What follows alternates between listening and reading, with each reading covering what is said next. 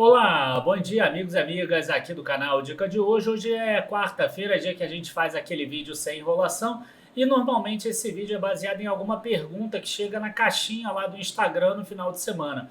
Como foi feriado, né, carnaval e segunda e terça era feriado, acabou que eu tô tendo que gravar esse vídeo antecipadamente. Então não temos perguntas hoje, mas tem um assunto que eu acho que é de suma importância para vocês que estão investindo nesse momento, sejam eles vocês iniciantes, intermediários ou avançados, e isso inclusive mudou a minha forma de investir quando eu entendi isso há uns 15, 20 anos atrás mais ou menos.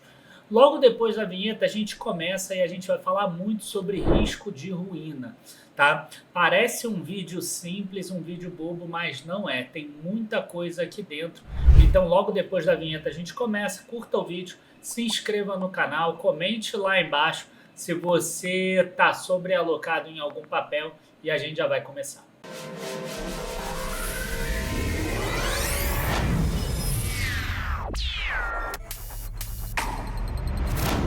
Bom, gente, a primeira coisa que eu acho que qualquer investidor faz quando ele toma uma decisão de investimento é olhar o retorno daquele determinado ativo, né? Isso é quase impulsivo. A gente quer saber quanto aquele ativo rendeu, né? Quanto aquela ação rendeu, quanto aquela criptomoeda rendeu, quanto aquele fundo imobiliário, aquele fundo de ações, aquele fundo multimercado, aquele investimento no exterior. Você quer olhar o gráfico de retorno.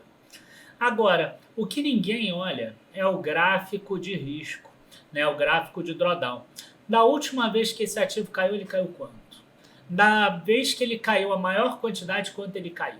Né? A gente às vezes olha um gráfico do Bitcoin subindo pra caramba e a gente esquece de olhar que ele já caiu 80%, 90% várias vezes. Né? O mesmo acontece com empresas aí que hoje são muito queridinhas no mercado. A própria PetroRio aí, que é a maior alta dos últimos 5, 7, 8 anos, ela veio de quase praticamente uma massa falida ali da HRT, que tinha uma queda ali de 99%, não à toa ela conseguiu todo o crescimento que ela teve agora. Tá, mas antes que você ache que você tem que investir naquelas ações que caíram 99% ou depois de cair 90%, não é sobre isso o vídeo de hoje. O vídeo de hoje está relacionado a não se expor ao risco da ruína. E aí o que é o risco da ruína? O risco da ruína é você perder todo o teu dinheiro. Tá? Imagina assim, perder mais de 90% do teu dinheiro. Você começou na bolsa de valores, começou fazendo investimento e etc. Você conseguiu ao longo de um ano de trabalho suado juntar 10 mil reais. Aí você foi lá, fez um investimento e perdeu 95%. O que aconteceu, na verdade? Cara, você jogou um ano da tua vida fora. Você jogou um ano que você poderia ter gastado mais, consumido mais, etc. fora. Por quê? Porque você investiu errado. Né? Porque você investiu em um único ativo, provavelmente, e esse ativo deu errado. Tá? Muito dificilmente a pessoa que investe em 6, 10, 12, 15 ativos vai ter uma queda tão expressiva assim, de 95%. Por quê? Porque a gente vê que o mercado como um todo ele não cai dessa forma. Se você tiver ainda diversificação, eu investi um pouco em renda fixa, um pouco em ações, um pouco em exterior, um pouco em criptomoeda, um pouco em fundo imobiliário, enfim, se você investir um pouco em cada coisa, dificilmente você vai ter quedas maiores do que 20%, 25% em um ano. Então, o risco de ruína, ao invés de olhar o quanto você está tendo de retorno, você tem que olhar o quanto você está tendo de prejuízo máximo. Né? Os grandes bancos, as seguradoras, etc., eles usam uma fórmula, né, que é o Value at Risk. Quer dizer, qual é o valor que está em risco se acontecer aquele cenário improvável de 1%. Né? No cenário provável, se você fizer um investimento bom, bem pensado e etc., ele vai te dar um retorno absurdamente grande. Mas e se acontecer aquele cenáriozinho ali improvável de 1%? O que vai acontecer com o teu investimento? É isso que você deveria pensar quando você faz esse tipo de investimento. Né? Então, uma vez o Warren Buffett ele falou, né, a primeira regra do investimento é não perder dinheiro. A segunda regra é não se esquecer da primeira regra. Né? O próprio Taleb, ele fala sobre os eventos de cauda, que às vezes acabam acometendo aí o mercado financeiro, e depois que ele escreveu isso, agora tem um monte de gente que fica tentando adivinhar quando vai acontecer o evento de cauda. né? Sendo que o evento de cauda é um evento inesperado, logo as pessoas não deveriam ficar tentando adivinhar um evento inesperado. Logo, se elas esperam, já não é mais inesperado. Né? Qual foi o último grande evento inesperado? A pandemia. Então, esse risco de ruína você deveria, tá, reduzir ao máximo esse tipo de problema, porque você vai estar colocando em risco o futuro da sua família, o seu próprio futuro, e é por isso que é importante. Agora, eu quero aproveitar, puxar esse assunto do risco da ruína e puxar um segundo assunto que eu acho que é muito importante, que é o seguinte.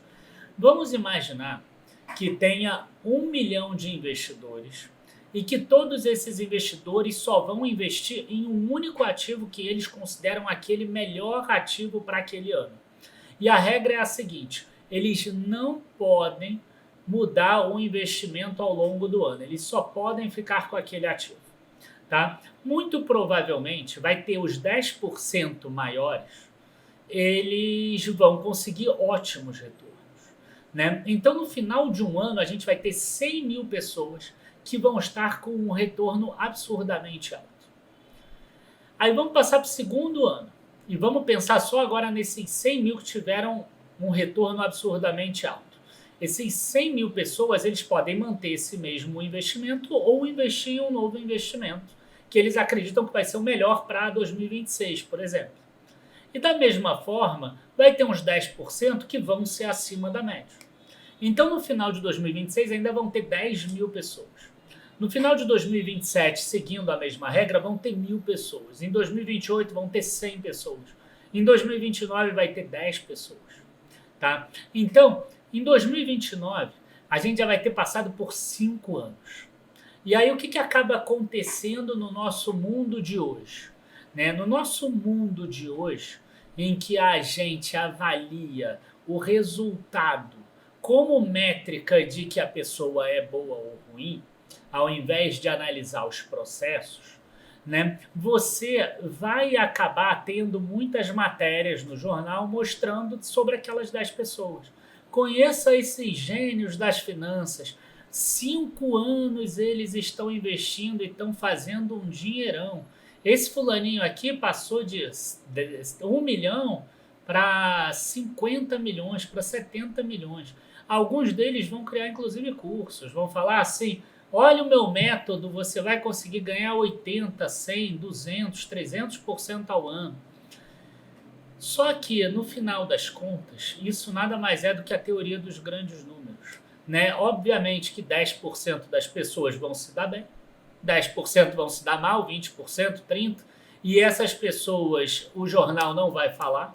Aquela pessoa que faliu, por exemplo, que se suicidou, que separou da mulher, que virou um alcoólatra, que entrou em depressão, que tem ansiedade, etc. Esses o jornal não vai falar. Então, o que acaba acontecendo?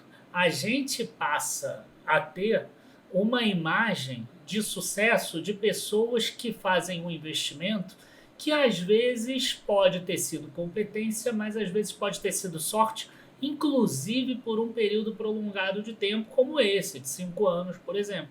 Por quê? Porque isso é teoria dos grandes números.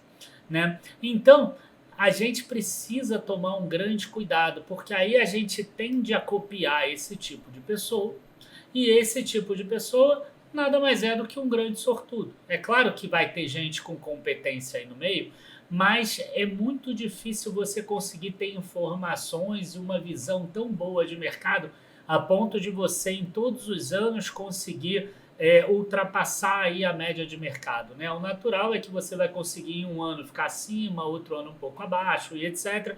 Quando você vai olhar, vai ter aquela pessoa melhor que ela vai ficar um pouco acima da média. Né? Ou até um pouco mais acima da média, mas é mais ou menos por aí. Então, o que acaba acontecendo? Né? O que eu gosto de fazer e o que eu vejo que os bons gestores, as boas pessoas que têm crescimento, elas acabam fazendo, embora às vezes elas não falem isso, embora às vezes elas falem o contrário. Eu vejo que elas diversificam. Né? Você olha, por exemplo, a carteira do Warren Buffett, tem lá umas 40, 50 empresas. Ele vai falar que é importante concentrar, que diversificar é para os todos. Mas não é exatamente isso que ele faz. né? Quando ele tem uma ação que ele gosta muito, tem lá 30%, 35%, mas não tem 100%. Porque se essa empresa der errado, cara, acabou a carteira dele. O mesmo você vai ver, né? O Paz de Barros, o Barsi e etc. Dentre os empresários, a gente vê que logo que eles se dão bem em alguma coisa, eles fazem outros tipos de investimento, que são complementares, porque isso gera várias fontes de renda, né? Então esse nosso vídeo de hoje aqui, ele começa falando sobre o risco de ruína, mas com o objetivo de mostrar para vocês como é importante você ter a diversificação, né? É importante que você, na hora que você monte uma carteira financeira, você evite aquele risco de longo prazo, que é o risco de você fazer os investimentos ao longo do tempo, abrir mão do teu consumo por 20 anos e chegar no final e perceber que aquilo não valeu a pena. Por quê? Porque você investiu só em uma classe de ativo que não deu certo. Você investiu só em um papel que foi à falência, entrou em recuperação judicial, né? Você ficou mudando o investimento porque fulano falou esse, fulano falou aquele, mas também falaram que concentrar é importante porque você quer ganhar dinheiro rápido e aí você perdeu. Então esse tipo de risco é o pior de todos, né? É o risco de você chegar no futuro e ver que todo o teu esforço foi em vão. Então não basta você juntar dinheiro. Você precisa ter estratégia na hora de fazer o investimento também, tá? E uma boa forma de você investir é você diversificar entre as classes de ativos, tá? Esse vídeo é um vídeo para ser mais curtinho mesmo. Então, o que eu gosto de falar para vocês? Toda quinta-feira, às 18 horas, a gente tem o nosso fechamento de mercado, que a gente fala sobre a bolsa, fala sobre dólar, fala sobre juros, fala sobre os ativos e fala também sobre a importância da diversificação da carteira.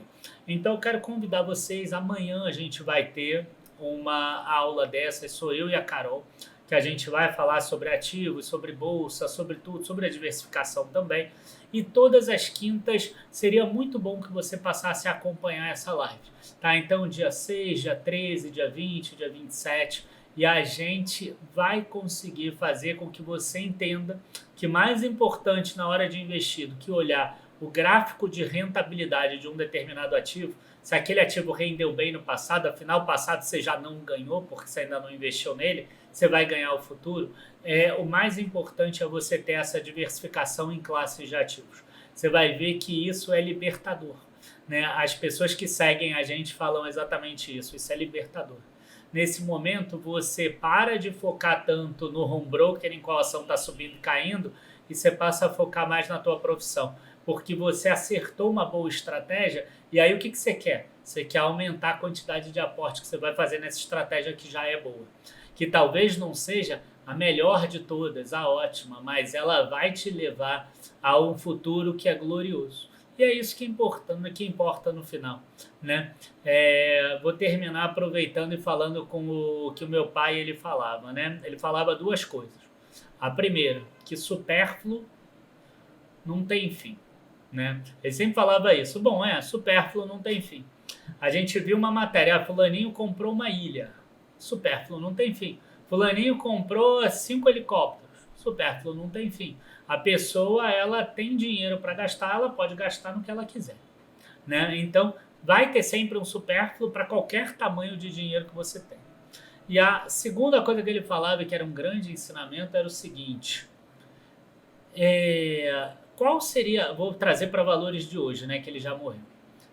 Qual é a grande diferença entre você ter, por exemplo, 100 milhões e 500 milhões? Né? Vai mudar a vida de uma pessoa 100 milhões ou 500 milhões? Né? No final das contas, a quantidade de coisa que você vai comprar com um e com o outro é parecido, né? É muito próximo, inclusive. Você vai ter uma vida de luxo com qualquer um dos dois valores. Então, se você tem uma estratégia que te leva com segurança a um determinado valor que para você já é ótimo, para que você vai tentar o melhor de todos? Para que você vai abrir mão dessa possibilidade que já é muito boa para tentar o melhor de todos? Com quem você está competindo? Né? Não faz sentido nenhum. Então, eu acho que é esse o recado que a gente queria passar. Eu, nesse vídeo de hoje, aí, depois do carnaval e etc., preferi fazer um vídeo mais assim, menos técnico. Espero que vocês gostem. E quem gostou aí, curte o vídeo, se inscreve no canal. Muito obrigado a todos por estarem assistindo. e nunca se esqueça que construir leva tempo. Tchau, tchau, pessoal.